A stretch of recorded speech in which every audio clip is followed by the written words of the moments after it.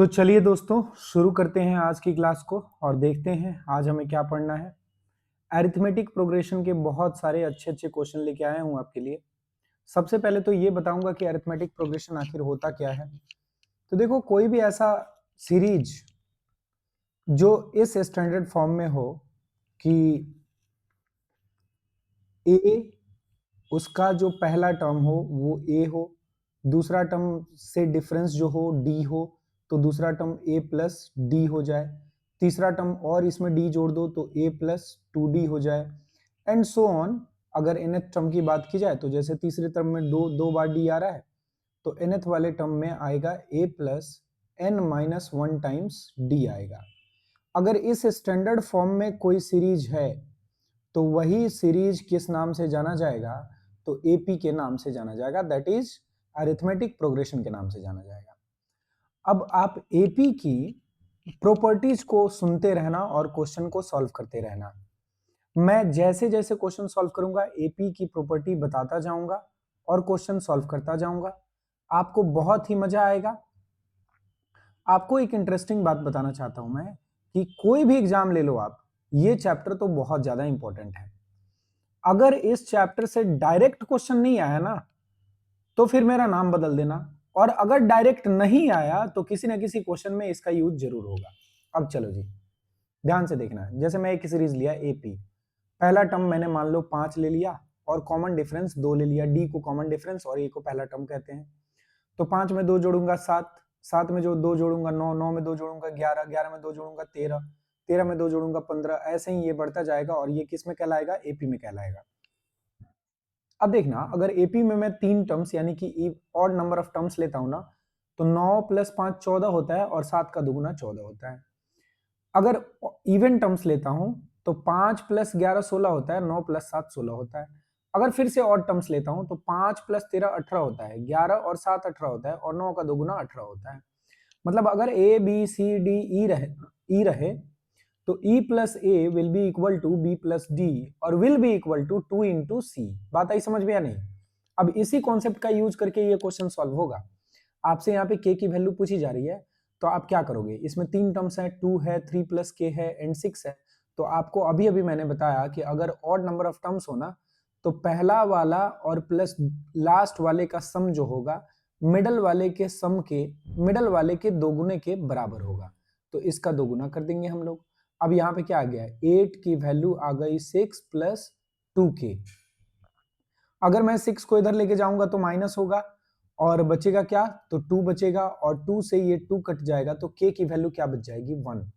k की value आपकी क्या बच गई? 1। बात आई समझ में या नहीं? या फिर आप ऐसे भी कर सकते थे कि 2 से इसको डायरेक्टली काट देते 4 बार में। अब 3 में क्या जोड़ोगे कि 4 आएगा? तो आप बोलोगे 1। आपका आंसर C4 क्यूट होता। और नेक्स्ट क्वेश्चन लेता हूं। 20th term of AP is 101 and first term is A. What will be the common difference? देखो जी, कॉमन डिफरेंस पूछा जा रहा है। 20th टर्म, nth टर्म तो A plus N minus one into D होता है, तो 20th टर्म क्या होगा? n की जगह 20 पुट कर देंगे तो टर्म 20th की जो वैल्यू हो जाएगी A प्लस 19D यानी कि 20 माइनस वन डी हो जाएगा। अब 20th टर्म क्या है? तो 101 है। 101 की वैल्यू A प्लस यानी कि 6 प्लस 19D हो जाएगी, है ना? तो ये 6 अगर इधर जाएगा तो माइनस होगा और माइनस होके इधर 95 बचेगा, है ना? और 19 से इसको डिवाइड कर दोगे तो 5 आ जाएगा। मतलब D की वैल्यू क्या आ गई? तो 5 आ गई। देखो, आपको कैलकुलेशन थोड़ा सा करना सीखना होगा। C4 क्यूट आपका आंसर हो चुका है। बात आई समझ में या नहीं? अगर आप कैलकुलेशन करना नहीं सीख रहे हो ना, तो वहीं पे तो आपके साथ धोखा हो रहा है। आप कैलकुलेट ही नहीं कर पा रहे हो कि वो आपके साथ क्या करने वाला है और क्या करने वाली है। इसी बीच में आपके साथ धोखा हो जा रहा है। बात आ रही है समझ में या नहीं? तो आपको कैलकुलेट करना जीवन में सीखना ही पड़ेगा। अगर आपको आगे बढ़ना है तो कैलकुलेट करना ही होगा आपको, और कोई चारा नहीं है। आ जाओ नेक्स्ट क्वेश्चन लेते हैं। What is the first term of AP series having total 25 terms whose last term is 314 and common difference is आपका 12? अब टोटल 25 टर्म्स हैं और लास्ट वाला टर्म क्या है? तो 314 है। इसका मतलब 25th टर्म आपका 314 है। अब 25th टर्म क्या होता है जी? तो 25th टर्म होता है A प्लस 24 इंटू डी। बात आ रही है समझ में? और कॉमन डिफरेंस क्या है, तो 12 है, और फर्स्ट टर्म यानी कि ए की वैल्यू बता देनी है। अब डी की जगह पे 12 पुट कर दो, बात समझे। तो ए की वैल्यू हो जाएगी आपकी 314 और माइनस का 24 इंटू 12, 12 में 4 का मल्टीप्लाई 48 होता है, 12 में 2 का मल्टीप्लाई 24 और 4 28 हो जाता है, बात समझे। अब 12 12 24, यहां से इसको माइनस करोगे तो क्या आ जाएगा, तो 24 आ जाएगा। तो अपने ए की वैल्यू क्या हो जाएगी, 24, मतलब C4 क्यूट इसका भी आंसर है। आ जाओ नेक्स्ट क्वेश्चन लेते हैं। Fifth term of an arithmetic progression is 16। अब देखो जरा, फिफ्थ टर्म का मतलब क्या, a plus 4d is equal to 16, और नाइन्थ टर्म अपना 22 है, a प्लस 8d अपना 22 है, बोलो हाँ या ना। चलो जी, then find the seventh term, seventh term बताना है। एक काम करते हैं, इस इक्वेशन में से ये वाला इक्वेशन माइनस करता हूं, तो यहाँ माइनस और यहाँ भी माइनस, तो यहाँ पे 6 आ गया, और 8d माइनस 4d क्या हो गया, तो 4d हो गया, और 4d की वैल्यू 6 के बराबर। a ने a का काट लिया, क्योंकि एक प्लस का एक माइनस का, और d की वैल्यू आ गई 1.5। समझ पाए बात को या नहीं। अब d की वैल्यू आप इन दोनों इक्वेशन में से किसी में भी रख दो। d की वैल्यू चलो यहीं पे रख देते हैं, 4d की वैल्यू 6 हो जाएगी। अब 6 जाके इधर से माइनस होगा, तो a की वैल्यू आ जाएगी 10। अपना a आ गया 10, d आ गया 1.5। आपको सेवेंथ टर्म बताना था, मतलब a प्लस 6d की वैल्यू बतानी थी। a plus n minus 1d में आप 7 रखो ना n की जगह पे, तो सेवेंथ टर्म क्या मिलेगा, a प्लस 6d, है ना। अब a की जगह पे 10 है, और 6 में 1.5 का मल्टीप्लाई हो जाता है 9, तो 10 प्लस 9 आपका 19 हो जाएगा answer. That means C4 cute इसका भी आंसर है। आ जाओ नेक्स्ट क्वेश्चन लेते हैं। Find the nth term of AP series. अच्छा देखो जी, पहले तो ये कंफर्म करते हैं कि ये एपी में है या नहीं है। तो कॉमन डिफरेंस बराबर होना चाहिए। कॉमन डिफरेंस कैसे निकलता है, तो टर्म सेकंड में से फर्स्ट वाला माइनस कर दो। बताओ, सेकंड में से फर्स्ट वाला माइनस करोगे -3 आएगा, -1 में से माइनस कर दोगे 2, तो आपको -3 आएगा। हाँ जी, कॉमन डिफरेंस बराबर हो रहा है, तो हाँ इसका जो वैल्यू है, ये जो सीरीज है ये एपी में होगा। अब यहाँ पे ए की वैल्यू क्या है जी, तो 5 है। यहाँ पे डी की वैल्यू क्या है जी, तो डी की वैल्यू 2 - 5 यानी कि माइनस का 3 है। आपको nth टर्म बताना है, मतलब क्या हुआ कि a plus n minus 1 into D की वैल्यू बतानी है ना। a की जगह पे मैंने 5 रख दिया, प्लस आ गया हमारे पास n माइनस 1 तो फॉर्मूले से था, और d की वैल्यू माइनस का 3 हो गया। अब आ जाओ यहाँ पे, ये वाला माइनस इधर जाके मल्टीप्लाई किया, तो ये माइनस बन गया, प्लस इंटू माइनस माइनस बन गया, तो 5 माइनस 3 इंटू एन, 3n आया, है ना। और माइनस मल्टीप्लाई कर देगा 3n को, तो ये 3n रह जाएगा, और 3 ये माइनस खत्म हो चुका है ना, ये माइनस और ये प्लस मिलके माइनस बना चुके हैं। 3n आया पॉजिटिव ये ब्रैकेट के अंदर, और माइनस ने मल्टीप्लाई किया, तो ये माइनस का 3n हो गया। अब 3 आया माइनस का, है ना, और माइनस ने मल्टीप्लाई किया, तो ये प्लस का बन गया। तो 5 3 8 माइनस 3n, यानी कि आपका आंसर कौन सा हो जाता, तो B4 ब्यूटीफुल। नेक्स्ट क्वेश्चन लेते हैं। 11th टर्म बताना है। देखो जी, आपके पास a की वैल्यू है, आपको a प्लस 10d की वैल्यू बता देनी है। बताओ a की वैल्यू क्या है, तो 2 है। 10 इंटू डी की वैल्यू क्या है, 6 माइनस 2 4 है, तो 10 इंटू 4 हो जाएगा। 10 चौके 40 में 2 जोड़ोगे क्या आ जाएगा, 42। आपका आंसर C4 क्यूट है। Next question, what will be the 10th term of the arithmetic progression. देखो 10th टर्म पूछा जा रहा है। आपको मैंने एक ही बात बताई कि nth टर्म जो होता है ना, वो a plus n minus 1 into D होता है ना।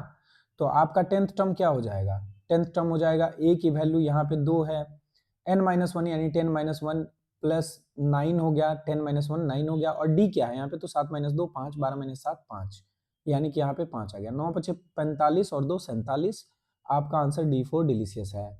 Next question, AP 5 times of fifth term is equal to 8th time of 8 terms, 8th term, है ना। फिफ्थ टर्म का 5 टाइम्स कर लो, यानी कि a प्लस 4d का आप 5 टाइम्स कर लो। ये चीज किसके इक्वल है, तो ये चीज इक्वल है 8 टाइम्स ऑफ 8th टर्म, यानी कि a प्लस 7d के इक्वल है ना। तो यहां से आ गया 5a plus 20d is equal to 8a plus 56d। आई बात समझ में। अब 5a चला गया इधर, माइनस हुआ, तो 3a बच गया, और प्लस 56 है, इधर 20d है, तो इधर आ जाएगा 56 में से 20 माइनस होगा तो आ जाएगा 36d और इसकी वैल्यू 0 बचेगी। अगर मैं 3 कॉमन ले लूँ ना, तो 3 कॉमन लेने के बाद क्या बचेगा, तो 3 इंटू ए प्लस 12d बचेगा, है ना, और इसी की वैल्यू 0 हो जाएगी। 3 से 0 को काट दूंगा 0 टाइम्स में, तो इधर भी 0 आ जाएगा, है ना। 13th टर्म पूछा जा रहा था, क्या यही 13th टर्म नहीं है, तो आपका आंसर क्या हो गया, 0। A for awesome. Next question लेते हैं, देखते हैं जरा क्या बोला जा रहा है। How many terms are there in AP 3, 7, 11, ये बता देना है। देखो यहाँ पे ए की वैल्यू है 3, डी की वैल्यू है 7 माइनस 3 4, और आपका nth टर्म यानी कि nth टर्म दिया हुआ है 407। तो nth टर्म क्या होता है जी, तो 407 is equal to A plus N minus 1 D, यानी कि 3 प्लस एन माइनस 1, है ना, एन माइनस 1 इंटू में क्या, तो डी यानी कि 4, है ना। तो 407 में से ये 3 माइनस हो जाएगा, तो आपके पास क्या बचेगा, 404, और इसकी वैल्यू क्या होगी, तो 4n और माइनस का 4। अब अगर ये 4 जाके इधर ऐड हो जाए तो ये बन जाएगा 408। तो 408 की वैल्यू हो गई 4n, और आपके n की वैल्यू क्या आएगी, तो यहां से काट दो इसको, 102, मतलब टोटल नंबर ऑफ टर्म्स क्या हो गए, तो 102, मतलब beautiful. Next question, find the n term nth for arithmetic progression, ये बताना है जहां पे टर्म 3 22 हो और टर्म 17 क्या हो, तो 20 हो। अब देखो जरा, टर्म 3 का मतलब a plus 2d, a plus 2d की वैल्यू 20 है, और टर्म 17 मतलब a प्लस 16d, इसकी वैल्यू क्या है, तो माइनस का 20 है। अब एक काम करता हूं मैं, इस इक्वेशन में से ये वाला इक्वेशन माइनस कर देता हूं। अगर इस 16वें इक्वेशन में से 16d वाले इक्वेशन में से ये वाला ऊपर वाला इक्वेशन माइनस करूंगा, या फिर हम एक काम और कर सकते हैं कि इसमें से ये वाला माइनस कर दें। चलो मैं ऊपर वाले को माइनस करता हूं, तो ये माइनस और ये भी माइनस, -20 -22 होता है माइनस का 42। चलो जी आ गया, ए और ए तो कैंसिल हो गया, 14 में से आपका 16d में से 2d चला गया, तो 14d बच गया। d की वैल्यू माइनस का 3 आ गया, है ना। अब d की वैल्यू माइनस का 3 है, तो a की वैल्यू हम आराम से निकाल सकते हैं। a की वैल्यू जैसे ही मिलेगी टर्म nth हम आराम से निकाल लेंगे।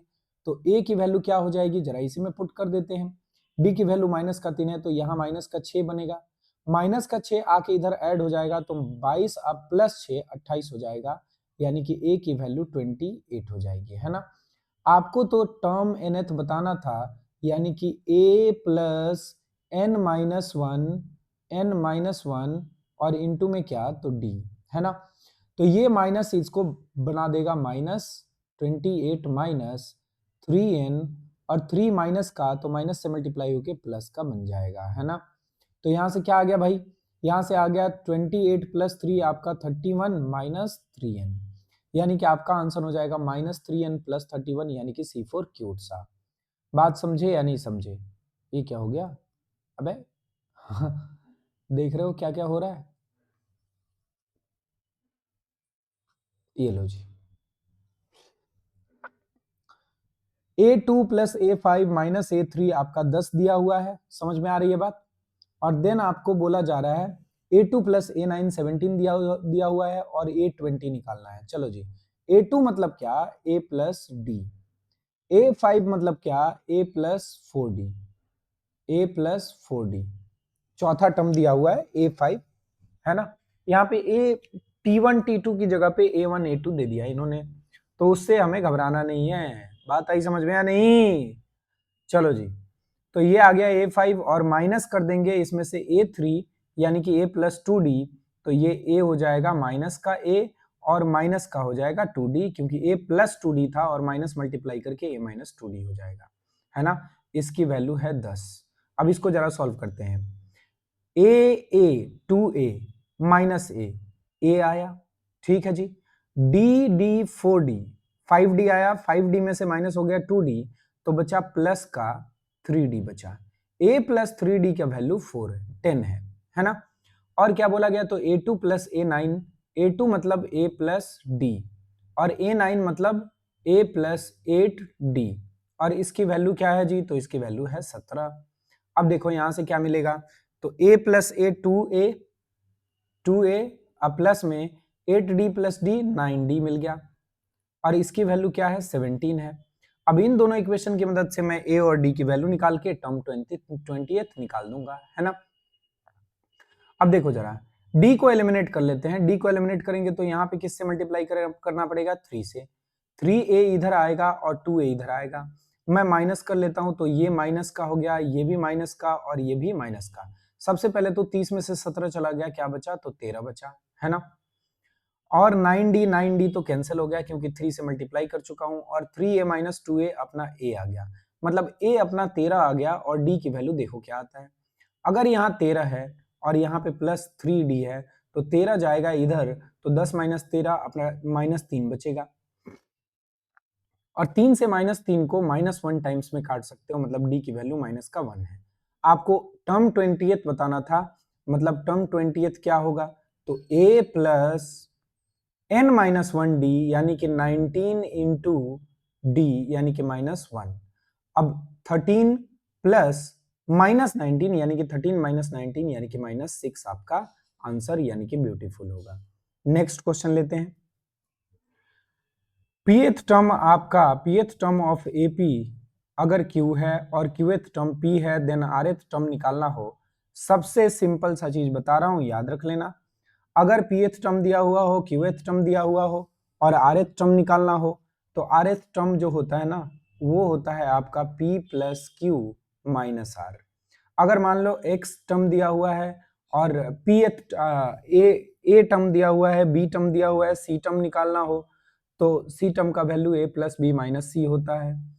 आपको p दिया हुआ हो, q दिया हुआ, r निकालना हो तो p plus Q minus R. x दिया हो, y निकालना हो, y दिया हुआ हो और z निकालना हो तो x plus Y minus Z हो जाएगा ये, है ना।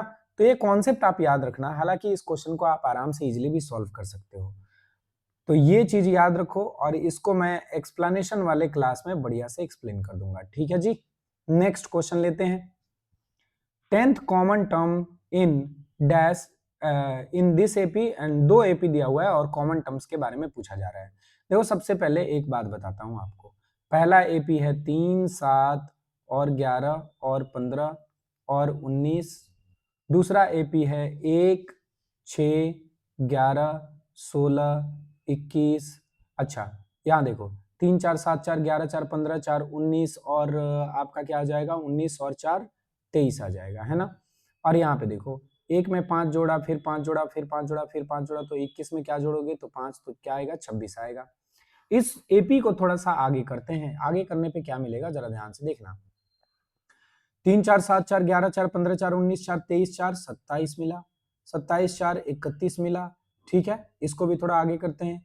1, 5, 6, 5, 11, 5, 16, 5, 21, 5, 26, 5, 31 मिला। अब चलो जरा कॉमन टर्म्स के बारे में एक बात बताता हूं मैं।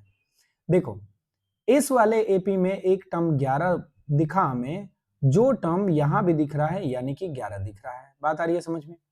एक और टर्म दिखा मुझे 31 और एक और टर्म यहां पे दिख गया 31, है ना। अब देखना जरा ध्यान से, अगर मैं इनको आगे ले जाऊंगा ना तो क्या होगा, तो भी ये जो कॉमन टर्म्स होते हैं ना एपी के वो भी एपी में होते हैं। बस आपको ये याद रखना है, अगर किसी एपी का कॉमन टर्म्स आप ऑब्जर्व करोगे तो वो भी एपी में होंगे। चलो दूसरा एपी लेके मैं दिखा दे रहा हूँ, इसमें तो बहुत ज्यादा डिफरेंस है इसीलिए थोड़ा सा लिखना पड़ेगा। मैं आपको एक इजी एग्जांपल लेके समझाता हूँ। जैसे मैंने लिया 2, 3, 4, 5, 6, 7, 8, 9, 10, 11 डैश डैश डैश। अब लिया मैंने 3, 2, 5, 2, 7, 2, 9, 2, 11, 2, 13, 2, 15, 2, 17 डैश डैश डैश। अब बताओ जी, एक टर्म ये रहा, एक टर्म ये रहा, दोनों कॉमन है। 5 भी कॉमन दिख रहा है, उसके बाद 7 भी कॉमन दिख रहा है, उसके बाद 9 भी कॉमन दिख रहा है, बोलो है ना। तो एपी के कॉमन टर्म्स जो होते हैं ना 3, 5, 7, 9, 3, 5, 7, 9, ये 3, 5, 7, 9 जो है ना ये भी एपी में होंगे। और जो कॉमन टर्म्स से एपी बनता है ना वो इनका कॉमन डिफरेंस यानी कि डी की वैल्यू यहाँ पे क्या है तो डी की वैल्यू यहाँ पे 1 है, यहाँ डी की वैल्यू क्या है तो यहाँ पे डी की वैल्यू 2 है ना। तो जो नया वाला एपी बनेगा उसका कॉमन डिफरेंस इन दोनों कॉमन डिफरेंस का क्या होता है एलसीएम होता है। बात आई समझ में या नहीं। इन दोनों कॉमन डिफरेंस का एलसीएम होता है। तो बस आपको ये याद रखना है कि अगर एपी के कॉमन टर्म्स को हम डेकोरेट करें तो वो एपी में होंगे, और जो कॉमन टर्म्स से एपी बनेगा ना, उसका कॉमन डिफरेंस दोनों एपी के कॉमन डिफरेंस का एलसीएम होगा। तो यहां से क्या एपी बन रहा है, यहां से एपी बन रहा है 11, 31। अब इनका कॉमन डिफरेंस क्या है, 10 है, देख लो जरा ध्यान से देख लो, सॉरी 20 है। बताओ इनका कॉमन डिफरेंस 4 है, इनका कॉमन डिफरेंस 5 है, तो 4 और 5 का एलसीएम क्या होता है, 20 होता है ना। अब 11 है, 31 है, अब 11 से 20 बढ़ा तो 31 से भी 20 बढ़ेगा, और ये क्या होगा, 51 होगा, है ना। ऐसे ऐसे ये बढ़ता जाएगा। अब एक बात बताओ, यहाँ पे a की वैल्यू क्या है, तो 11 है, और यहाँ पे d की वैल्यू क्या है, तो 20 है। अब आप बताओ कि ये एक एपी में गया तो सारे के सारे कॉमन डिफरेंस तो एपी में ही आएंगे ना, है ना। तो पहला कॉमन जो कॉमन टर्म हो गया 11 हो गया, दूसरा कॉमन टर्म 31, तीसरा कॉमन टर्म 51, और ये सारे एपी में हैं, और इनका पहला टर्म 11 है और कॉमन डिफरेंस 20 है। अब इनका 10th कॉमन टर्म निकालना है, मतलब इसी एपी का 10th टर्म निकालना है। तो इसी एपी का 10th टर्म क्या हो जाएगा, तो a प्लस n-1 यानी कि 9 इंटू में d, यानी कि 20 में 9 का मल्टीप्लाई 180, और 11 जोड़ दोगे तो 191, यानी कि A4 ऑसम आपका आंसर होगा। तो प्रॉपर्टी आपको याद रखना है बस, और आपसे ये सॉल्व हो जाएगा। नेक्स्ट क्वेश्चन लेते हैं। Find the sum of first 6 terms of AP if third term and fourth term are 5 and 8। हाँ जी, तो फर्स्ट 6 टर्म्स का आपको सम निकालना है, और थर्ड टर्म और फोर्थ टर्म क्या है, तो 5 एंड 8 है। अब देखो 6 टर्म्स क्या होते हैं, तो A B C D E F, यही तो है। थर्ड वाला टर्म कितना है जी, तो 3 है, और ये 4 है। तो इनका सम और इनका सम और इनका सम तो बराबर होता है, ये बात आपको पता होनी चाहिए। तो इनका सम क्या है, 7 है, तो इनका सम भी 7 होगा, B प्लस E और A प्लस F भी 7 होगा, मतलब ये लोग 7 और ये दोनों 7 और ये दोनों भी 7, तो 7 7 14 और 7 21 हो जाएगा, है ना। अच्छा 5 एंड 8 दिया हुआ है, ओके सॉरी 5 एंड 8 दिया हुआ है। अब देख लो जरा, यहाँ पे 5 है और यहाँ पे 8 है, तो ये 5 और 8 क्या हो गया, 13 हो गया। तो इनका भी सम क्या होगा, 13 होगा, इनका भी सम क्या होगा जी, तो 13 होगा। अब 13 13 13 क्या होता है, 39, मतलब C4 क्यूट आपका आंसर है। समझ में आई बात, ये कॉन्सेप्ट मैंने पहले ही डिस्कस कर दिया था। आओ जरा लेते हैं next question. Find the sum of first 5 terms of AP if third term is 4। अब देखो फर्स्ट 5 टर्म्स मतलब A B C D and E, third term क्या है, तो 4 है। अब आपको पता है इसका दो गुना इन दोनों का सम होगा, इन दोनों का यानी कि B एंड D का सम क्या होगा, इसका दो गुना होगा। जैसे मैं 1 2 3, ये AP में है, कॉमन डिफरेंस 1 है, 3 1 4, 4 का दो गुना, 2 का दो गुना ही तो होता है 4। समझ में आ रही है बात। तो हमने यही सीखा था सबसे पहले कि अगर थर्ड टर्म का दोगुना कर दूं ना तो B प्लस डी का सम मिल जाएगा, तो B D का सम कितना होगा, तो 8 होगा। A E का सम भी उतना ही होगा, यानी कि 8 होगा। 8 8 16 4 20 आपका आंसर C4 क्यूट होगा। आओ लेते हैं next question. Sum of 3 numbers in AP is -3 and their product is 8, find the numbers. अब क्या बोला जा रहा है कि सम ऑफ 3 नंबर्स जो AP में है उनका आपका वैल्यू क्या है सम, तो आपका -3 है, और उनका प्रोडक्ट क्या है 8 है, और आपको क्या निकाल देना है, तो उनका वैल्यू। सबसे पहले तो आप ये जानो कि अगर 3 टर्म्स लेट करना हो, 5 टर्म्स लेट करना हो, तो इसमें क्या क्या करना होता है आपको। अब देखो जरा ध्यान से, माफ करना एक काम आ गया था इसलिए मैं चला गया था वीडियो पॉज करके, तो पता नहीं इसके पहले मैंने क्या बोला था है ना। तो आप ये मानो कि 3 टर्म्स अगर किसी एपी का मानना हो ना, तो आप ऐसे मान लेना कि इसे कर लेना a, और इसे कर लेना a प्लस डी, और इसे कर लेना a माइनस डी, है ना। अब देखो a से ये d ज्यादा है और इससे भी ये d ज्यादा है ना। हो गया ना 3 टर्म्स। अब इनको इनको ऐड करोगे तो डी डी खत्म हो जाएगा और 3a मिलेगा। अगर आपको 5 टर्म्स मानना हो, अगर आपको 4 टर्म्स मानना, अगर आपको 5 टर्म्स मानना हो तो इसी में d ऐड कर दो इधर, और d इधर से माइनस कर दो, तो आपको 5 टर्म्स मिल जाएगा। अब अगर आपको 4 टर्म्स मानना हो तो आप सबसे पहले a माइनस डी और a प्लस डी लिख लेना। अब देखो यहाँ पे इसमें अगर 2d ऐड करोगे ना तब ये वाला आएगा, तो इसमें 2d ऐड कर दो तो a प्लस 3d आ जाएगा, और इसमें से 2d माइनस कर दो तो a माइनस 3d आ जाएगा। समझे बात को या नहीं? तो ये हो गया अपना इवन नंबर ऑफ टर्म्स का सीरीज, और ये हो गया ऑड नंबर ऑफ टर्म्स का सीरीज। इस तरीके से एपी को लेट करते हैं, कितने टर्म्स का एपी हो उस तरीके से। समझ गए बात को या नहीं? अब मेरी बात को ध्यान से सुनना आप। यहाँ पे 3 टर्म्स का एपी है ना, 3 नंबर्स एपी में है और जिनका सम क्या है -3 है और प्रोडक्ट आपका 8 है। तो आप 3 टर्म्स का एपी क्या मानते हो? ए प्लस डी और इधर रहता है ए माइनस डी। इनका सम देखोगे तो a प्लस ए यानी कि 3a आएगा और माइनस डी प्लस डी तो कैंसिल हो जाएगा, तो 3a की वैल्यू माइनस का 3 यानी कि a की वैल्यू आ जाएगी माइनस का 1। अब a की वैल्यू माइनस का 1 रखोगे आप और इनको मल्टीप्लाई कर दोगे तब आपको d की वैल्यू मिल जाएगी। लेकिन आपको वो सब कुछ नहीं करना, आपको बस ये देखना है कि इनमें से किसका प्रोडक्ट 8 हो रहा है और किसका सम माइनस का 3 हो रहा है।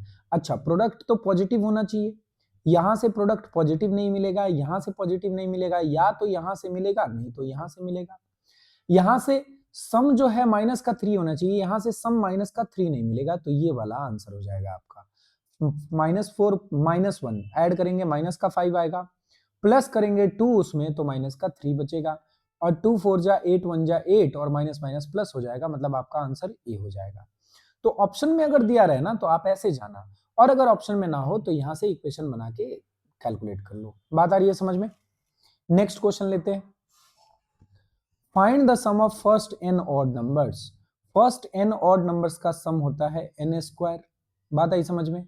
जैसे 1 3 5 3 ऑड नंबर्स हैं और इनका सम निकालना हो तो 5 3 8 1 9 हो रहा है, लेकिन 3 का स्क्वायर 9 होता है। अगर मैं इसमें चौथा अलग मिला दूं, इसमें 7 5 12 3 15 और 1 16 होता है और 4 का स्क्वायर 16 होता है।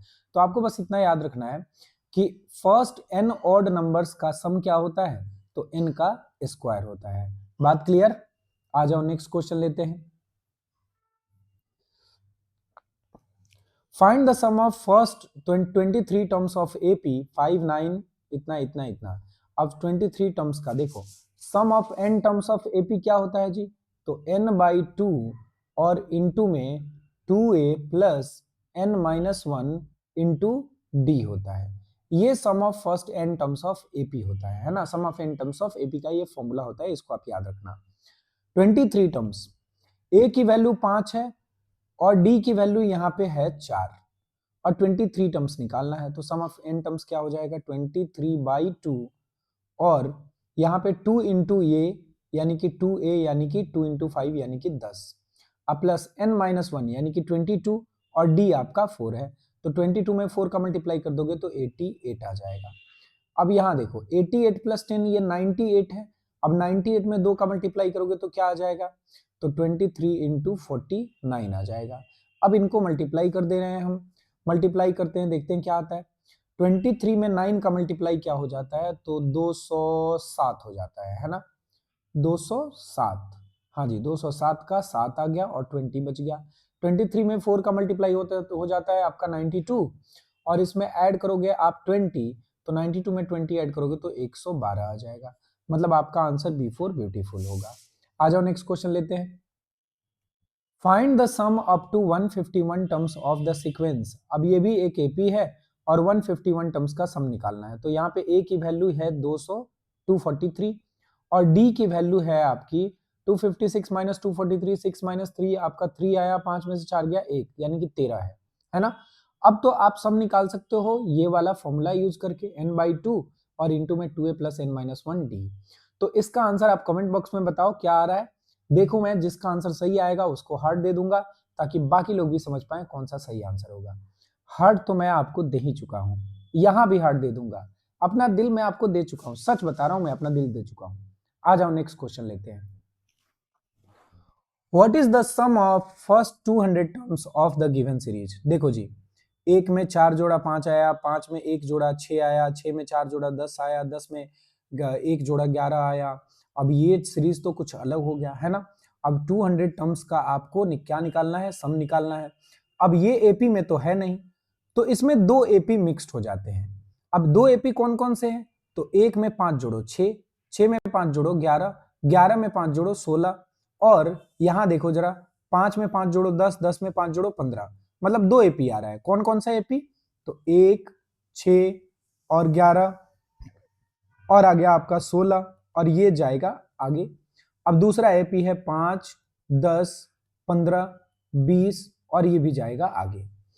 अब आप एक बात बताओ, दो दो नंबर, दो नंबर्स में एक नंबर है दूसरे एपी का और एक नंबर है दूसरे एपी का, 200 टर्म्स तक जाना है, तो आधे टर्म्स इस वाले एपी के पास जाएंगे, आधे टर्म्स इस वाले एपी के पास, मतलब ये वाला एपी 100 टर्म्स तक जाएगा, है ना, और ये वाला एपी भी 100 टर्म्स तक जाएगा।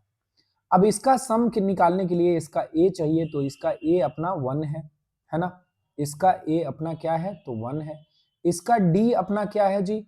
तो 6 माइनस 1 यानी कि 5 है ना, और नंबर ऑफ टर्म्स यानी कि एन की वैल्यू क्या है? तो 100 है। यहाँ पे ए की वैल्यू क्या है जी? तो यहाँ पे ए की वैल्यू 5 है, और डी भी यहाँ पे 5 है, और नंबर ऑफ टर्म्स अपने 100 है। तो इनका सम कैसे निकलेगा? तो वही सम का फॉर्मूला क्या होता है? तो n/2 और इंटू में 2a प्लस n-1 और इंटू डी, ये हो जाता है sum of n terms of AP, है ना। आ जाओ जरा इनका सम निकालते हैं, देखते हैं पहला वाला सम क्या है। तो पहला वाला सम है n/2 यानी कि 100/2 यानी कि 50, और इंटू में n 2a, 2a इंटू यानी कि 2 इंटू 1 यानी कि 2, अब प्लस n-1 यानी कि 100-1 यानी कि 99 इंटू डी यानी कि 5, 99 में 5 का मल्टीप्लाई करते हो तो क्या आता है? तो आता है 495 आ जाता है ना। अब ये हो गया इस वाले टर्म का सम, है ना, इस वाले सीरीज का सम। इसी में ऐड कर दूं ये वाला सीरीज, तो 200 टर्म्स का आ जाएगा हमारे पास सम। अब इनका भी टर्म्स है 100, तो n/2 का वैल्यू हो जाएगा 150, और इंटू में 2a, 2 इंटू 5 यानी कि 10, n-1 यानी कि 99, 99 में d का मल्टीप्लाई यानी कि 495 आ गया। अब इनको देखते हैं जरा, सॉल्व कर लेते हैं। तो यहां आ गया 50 इंटू 497 प्लस 50 इंटू 505 आ गया, है ना। अब इनको जरा मल्टीप्लाई करते हैं, देखते हैं कितना आता है। तो एक जीरो तो आएगा ही आएगा, 500 में 5 का मल्टीप्लाई हो जाता है 2500, और 15 घटा लेंगे तो 2485 आ गया, है ना।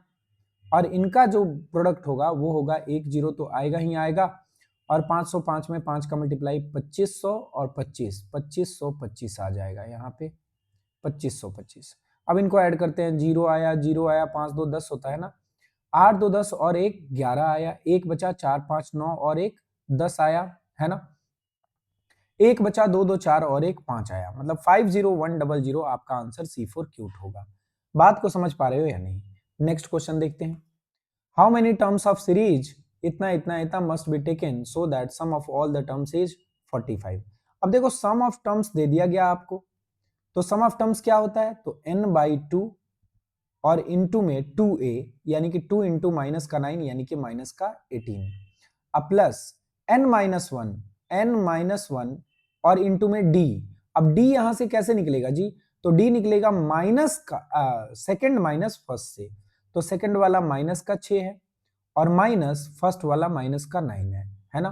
तो माइनस का 6 अब प्लस का 9 यानी कि ये आ गया, 9 में से 6 चला गया, 6 चला गया 3, मतलब यहां पे रहेगा 3, n-1 d। बात आ रही है समझ में? चलो जी, अब 2 में 45 का मल्टीप्लाई क्या होता है? तो 90 होता है। 90 की वैल्यू n इंटू 18 यानी कि माइनस का 18n आ गया, यहां से आ गया आपका। अच्छा पहले इसको सॉल्व कर लेते हैं। अब यहाँ पे n है और देखते हैं अंदर क्या आता है। तो माइनस का 18 प्लस 3n माइनस का 3 आ गया, है ना। अब हमारे पास क्या बचा हुआ है देखते हैं। 90 इज इक्वल टू 18 माइनस का और माइनस का 3, माइनस का 21 हो गया। n में 3n का मल्टीप्लाई कर दोगे तो 3n स्क्वायर बनेगा, है ना। और इधर आया माइनस का 21 और माइनस के 21 में n का मल्टीप्लाई माइनस का 21 n होगा। अगर इस 90 को इधर लेके जाएंगे तो माइनस का 90 होगा और इसकी वैल्यू 0 बच जाएगी, और ये बन गया अपना क्वाड्रेटिक इक्वेशन, है ना। अब जरा देखते हैं, 3 से अगर मैं डिवाइड भी कर दूं ना तो भी कोई दिक्कत नहीं है। तो 0 की वैल्यू हो जाएगी n स्क्वायर माइनस 7n और माइनस का 30, है ना। अब देखते हैं जरा कि इसका रूट्स क्या क्या होगा। तो 7 को दो पार्ट में कैसे तोड़ सकते हो कि जो प्रोडक्ट हो माइनस का 30 n स्क्वायर आ जाए और सम क्या आ जाए, तो माइनस का 7 आ जाए। तो मैंने देखा इसको 10n 10 और माइनस का 10 और प्लस का 3 लिख सकता हूं। 10 में 3 का मल्टीप्लाई माइनस का 30 होगा और इनका सम जो होगा माइनस का 7 होगा, है ना। तो इसके रूट्स क्या क्या हो जाएंगे, इसके रूट्स हो जाएंगे प्लस का 10 और माइनस का 3। अब n की दो वैल्यू है तो n हमेशा पॉजिटिव होगा क्योंकि ये नंबर ऑफ टर्म्स है ना। तो n की वैल्यू 10 हो सकती है, माइनस का 3 नहीं हो सकती। तो आपका आंसर क्या होगा, C4 क्यूट सा। नेक्स्ट क्वेश्चन लेते हैं। यहां पे बोला गया आपसे कि फर्स्ट टर्म ऑफ एपी दे दिया गया 5, यानी कि ए की वैल्यू 5 दे दी गई, लास्ट टर्म आपका 45, मतलब ए की वैल्यू आपको 5 बोली जा रही है, ए की वैल्यू 5 और a plus N minus 1 d की वैल्यू 45 बोली जा रही है। और आपसे बोला जा रहा है कि सारा टर्म्स का सम जो है ना वो 400 है ना। सारे टर्म्स का क्या है, सम 400 है। Then find the number of terms, ये हमसे बोला जा रहा है। अब एक बात बताओ, आप इस क्वेश्चन को ना दो तरीकों से कर सकते हो। पहला तरीका क्या है, मेथड 1, जरा देखो ध्यान से। पहला तरीका ये है कि आप सम ऑफ टर्म्स की वैल्यू लिखोगे n/2 और इनटू में 2a plus n minus 1 into D, ये लिखोगे।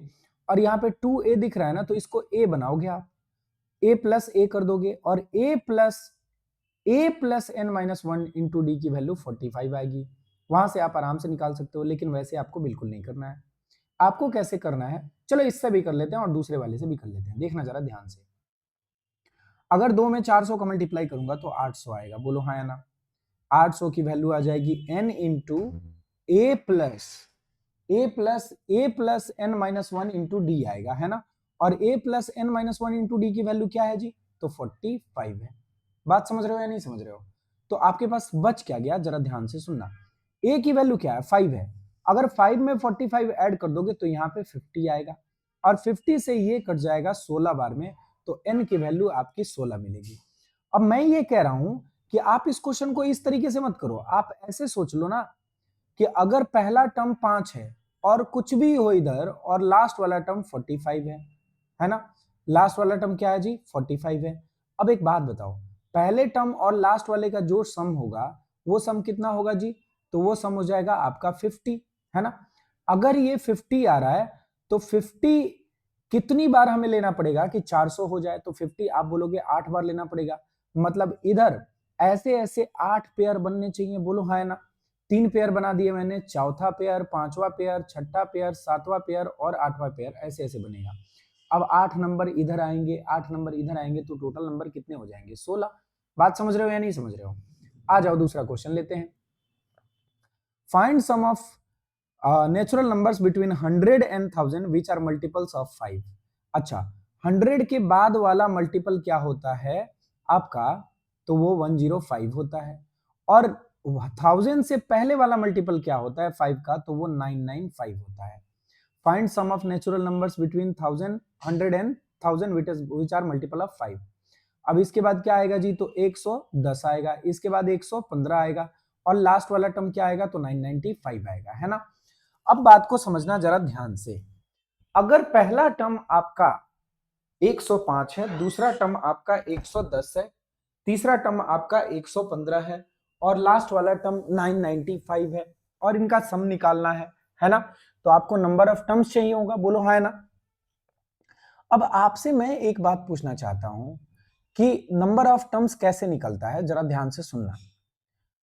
बताओ, 105 के पहले 100 आता है तो 100 तक तो 20 मल्टीपल्स हो गए 5 के, कैसे मिला, 100 को 5 से डिवाइड कर दिया। 1000 तक कितने मल्टीपल हैं, तो 200 मल्टीपल हैं।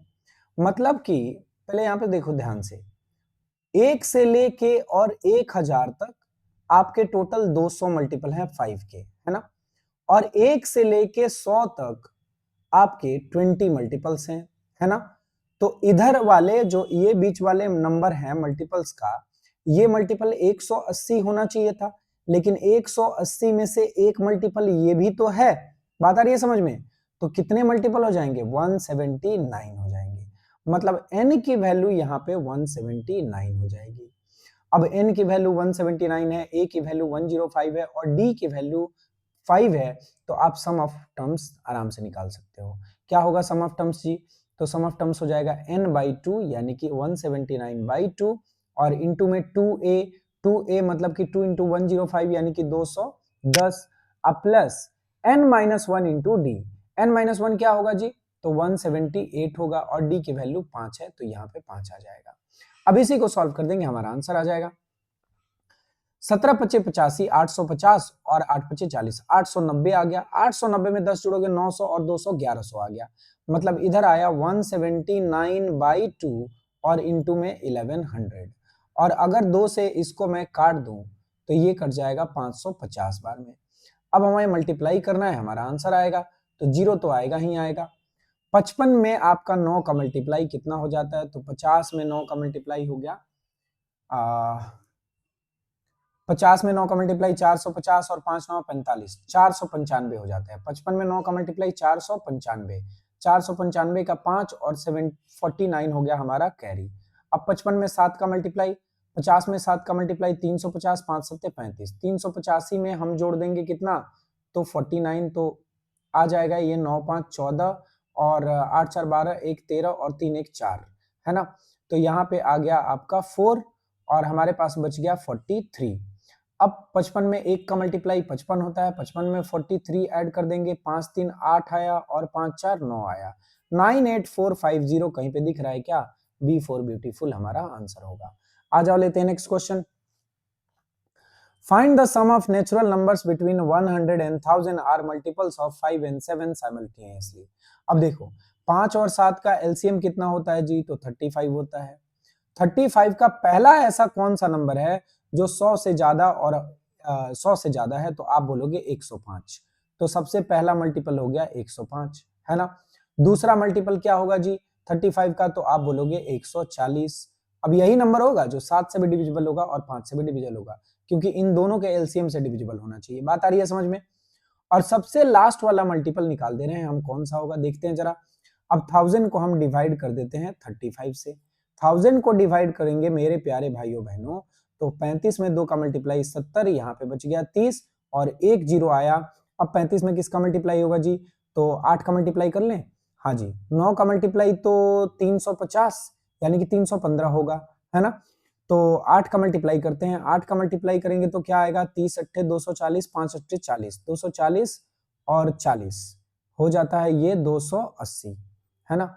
मतलब यहाँ पे 20 बच गया, है ना? मतलब इसमें 20 रिमाइंडर बच जा रहा है। तो 980 जो है ना, ये आपका 35 से डिविजिबल है।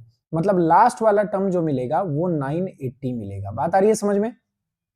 चलो जी, अब लास्ट वाला टर्म आपका 980 मिल गया। अब जरा देखना ध्यान से, आप ही बताओ जरा, अगर हमने 1000 को यहाँ पे सुनना, 1000 को अगर डिवाइड किया था 35 से तो कितने मल्टीपल्स आए थे? 28 आए थे। अब जरा सोचो आप, 100 से पहले कितने मल्टीपल हैं? तो आप बोलोगे दो मल्टीपल हैं, एक 35 और एक 70, है ना? तो 28 में से दो मल्टीपल तो 100 से पहले हैं, तो 1000 के पहले कितने नंबर हो जाएंगे जो 100 से ज्यादा हैं? तो 28 में से दो घटा लोगे, यानी कि नंबर ऑफ टर्म्स यहाँ पे कितना हो गया? तो 28 माइनस 2 यानी कि 26 हो गया। बात समझ में आ रही है नहीं? अब नंबर ऑफ थम्स अपना 26 हो गया और हमें बताना है इनका सम। तो a की वैल्यू है, d की वैल्यू है, n की वैल्यू है। अब क्वेश्चन आपका बिल्कुल ऐसा ही हो गया। कैलकुलेट करके कमेंट बॉक्स में आंसर बताओ, मैं अपना हार्ट आपको दे दूंगा। वैसे भी अपना हार्ट मैं दे चुका हूं आपको। बात आ रही है समझ में या नहीं? जल्दी से कमेंट बॉक्स में इसका आंसर बता दो, देखते हैं किसका आंसर सही होता है। जिसका आंसर सही हुआ उसको मिलेगा कुछ नहीं। चलो जी आगे बढ़ते हैं। Find the sum of first 157 terms of an AP whose first term and third term are 160 and 170। चलो जी, पहला टर्म है आपका 160 और तीसरा टर्म है आपका 170। तीसरा टर्म है 170। अब अगर पहले टर्म और तीसरे टर्म से दूसरे टर्म्स का रिलेशन में निकालूं तो first plus third is equal to दूसरे का दोगुना होता है। मतलब इन दोनों को जोड़ के अगर डिवाइड कर दूंगा 2 से तो दूसरा वाला टर्म मिल जाएगा, है ना? तो 16 और 17 कितना होता है जी? 16 17 17 34 330 होता है। 330 में 2 का डिवाइड करोगे तो 150 और 15 165 आ जाएगा। मतलब पहला टर्म 160, दूसरा टर्म 165 और तीसरा टर्म क्या? तो 170 आ गया, है ना। अब यहाँ पे आप क्लियरली देख सकते हो कि आपको क्या मिल रहा है। तो यहाँ पे आपको ए की वैल्यू मिल गई, आपको डी की वैल्यू मिल गई, तो आप आराम से 157 टर्म्स का सम बता सकते हो। ए की वैल्यू क्या जी? तो 160, डी की वैल्यू क्या? तो 5, और एन नंबर ऑफ टर्म्स क्या? 157। सम ऑफ एन टर्म्स यानी कि 157 टर्म्स होगा एन बाई 2, यानी कि N by 2, 157 by 2 into 2a, 2 into A करोगे तो 320 आ जाएगा। अब प्लस n माइनस 1 यानी कि 156 और इंटू में d यानी कि 5 आ जाएगा, है ना। अब इसको जरा कैलकुलेट करते हैं। 15 पच्चे 75, 6 पच्चे 30, मतलब 780 आ गया। 780 और 20 800 और 300 1100, मतलब 157 और इंटू में 1100 बाई 2 यानी कि 550 आ गया। अब इनका मल्टीप्लाई कर देंगे, हमारा आंसर आ जाएगा। चलो इनका मल्टीप्लाई करते हैं, देखते हैं कितना आता है।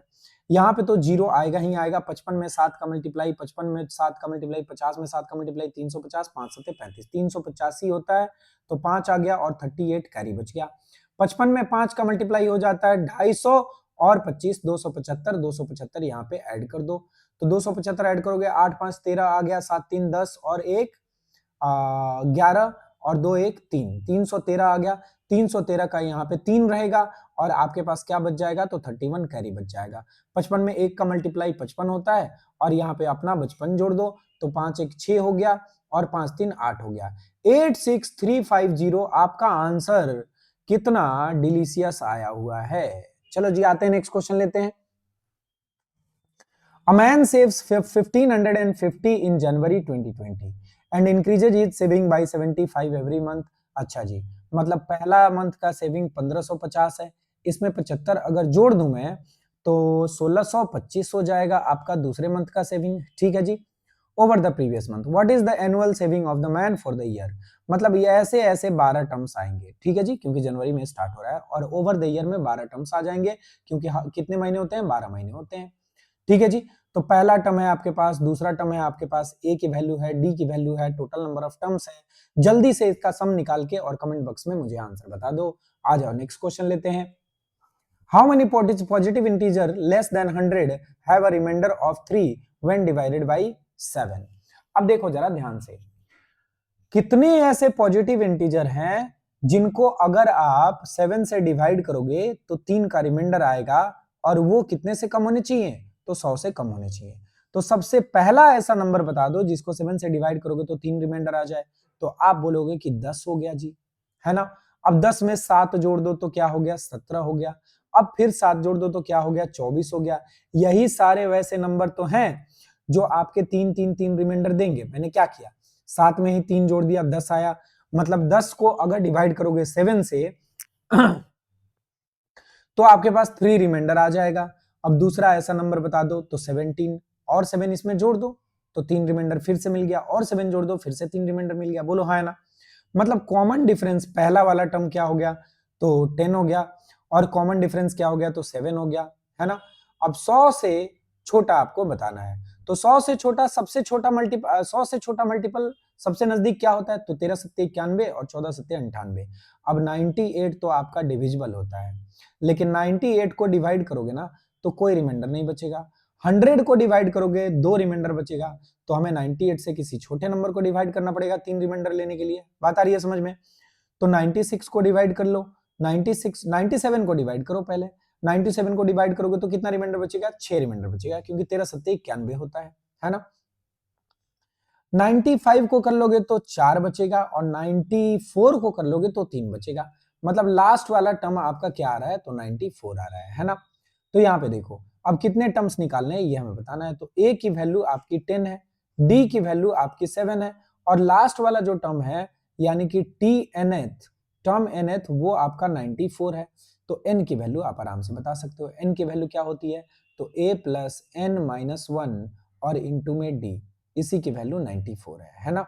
ए की वैल्यू 10 है, प्लस एन माइनस 1 और इंटू में डी यानी कि 7 हो गया। अब इसकी वैल्यू 94 आ गई। अगर ये 10 इधर जाएगा तो इधर 84 बचेगा, 7 से इसको काट दो 12 बार में, n की वैल्यू आ जाएगी 12 प्लस 1, n की वैल्यू आ जाएगी आपके पास 12 प्लस 1 यानी कि 13। बात आ रही है समझ में या नहीं? मतलब आपका आंसर कौन सा हो जाएगा? तो आपका आंसर हो जाएगा ऑसम, ए फॉर ऑसम।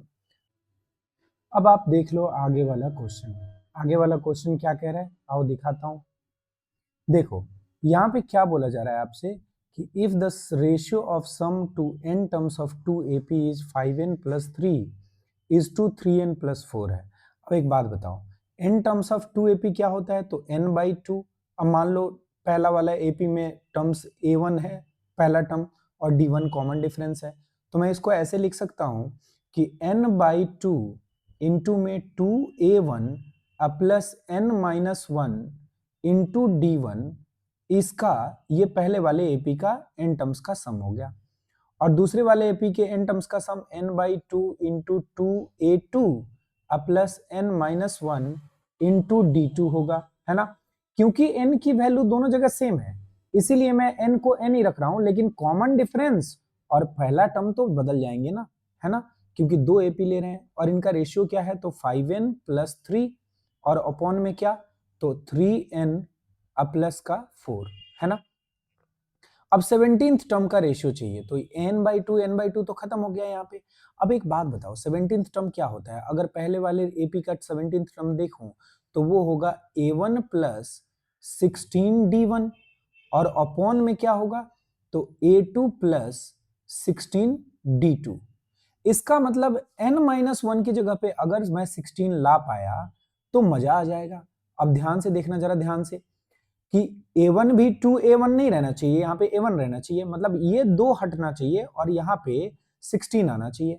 अगर यहाँ 16 रखना है और यहाँ से दो हटाना है तो दो कॉमन यहाँ से भी लेना पड़ेगा, यहाँ से भी लेना पड़ेगा, है ना? तो यहाँ 32 बनाना होगा। अब 32 बनाने के लिए n की वैल्यू में क्या रखूंगा? तो 33 रखूंगा। n की वैल्यू अगर 33 रखा तो यहाँ भी तो n की वैल्यू 33, मतलब 33 इंटू 5 यानी कि 5 इंटू 33 प्लस का 3 और नीचे में आ जाएगा आपका 3 इंटू 33 प्लस का 4 आ जाएगा, है ना? 33 में 5 का मल्टीप्लाई 30 पच्चे 150, 3 पच्चे 15, 165 प्लस 3 168 होता है। और नीचे में आ गया आपका 33 इंटू 3 99 प्लस 4 103, मतलब आपका आंसर हो गया बी फॉर ब्यूटीफुल। मैंने क्या कहा ध्यान से जरा सुनना। ये तो दो एपी के एन टर्म्स का सम का मैंने रेशियो ले लिया। अब मैंने देखा कि 17th टर्म दोनों का अगर लिया जाए तो उनका रेशियो ये आएगा, मतलब d1 के पहले मुझे 16 लाना है। अगर d1 के पहले 16 लाना है तो मैं यहाँ पे ऐसा क्या रख दूं कि यहाँ से 2 भी गायब हो जाए और यहाँ पे 16 भी आ जाए। तो यहाँ पे 33 रखूंगा तो 33 माइनस 1 32 हो जाएगा, तभी दो यहाँ से और यहाँ से कॉमन लूंगा तो यहाँ पे a1 बचेगा और यहाँ पे 16 बचेगा। आपको इस टाइप के क्वेश्चन को इस तरीके से करना है, तब जाके कम टाइम में आप कर पाओगे, अदरवाइज सॉल्यूशन तो बहुत लंबे लंबे आपको मिलेंगे। ठीक है जी, नेक्स्ट क्वेश्चन देखते हैं।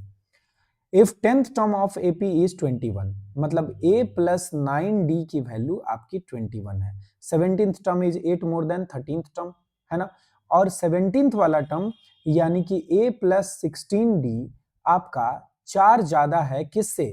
a प्लस 16d आपका 4 ज्यादा है किससे जी? तो 8 ज्यादा है 13th वाले टर्म से। तो इसमें से अगर मैं 8 घटा दूं तो a प्लस 12d यानी कि 13 टर्म मिल जाएगा, बोलो हाँ है ना? अब देखना जरा यहां से क्या मिलता है मुझे। अगर a को इधर ले गया मैं, तो a को इधर ले गया तो a माइनस का हुआ, a और a कैंसिल हो गया। d को इधर ले गया तो 12d इसमें से माइनस होगा और 4d बचेगा, और 4d की वैल्यू 8 आ जाएगी तो d की वैल्यू 2 आ जाएगी। अगर d की वैल्यू 2 है तो यहाँ पे d की वैल्यू रखता हूं मैं, 9 दूनी 18, 18 में 21 में से माइनस होगा तो a की वैल्यू अपनी 3 आ जाएगी। अब जो पूछा जा रहा है वो भी आप बता सकते हो, मतलब पहला टर्म आपका 3 हो गया, दूसरा टर्म आपका 3 प्लस 2 5 हो गया, है ना? तीसरा टर्म आपका 5 प्लस 2 7 हो गया, 9 हो गया, 11 हो गया, मतलब आपका आंसर क्या होगा? D for delicious. Next question लेते हैं। If sum of first two n terms of AP, अच्छा जी, sum of first two n terms of AP 258 दिया हुआ है is equal to sum of n terms of इतना, देन फाइंड n की value. अब 2 इन टर्म्स है तो 2n/2, है ना? n/2 होता है फॉर्मूले का, और इधर आ गया 2a यानी कि 2 इंटू 2 यानी कि 4 plus n minus one into D यानी कि 2n माइनस वन, क्योंकि नंबर ऑफ टर्म्स यहाँ पे 2n है, और इंटू में डी, अब यहाँ पे डी कितना है तो 3 है, तो यहाँ 3 से मल्टीप्लाई कर दिया। और ये चीज किसके इक्वल है, तो इस एपी के n टर्म्स के सम के, यानी कि n बाई 2, और इंटू में 2 इंटू ए यानी कि 57 इंटू 2 यानी कि 114, अब plus n minus one into D, do कह रहा हूं मैं, n minus one into D, मतलब यहां पे क्या आ गया जी, इसको जरा मैं मिटाता हूं, देखने में अच्छा नहीं लग रहा, और छोटा लेना पड़ेगा।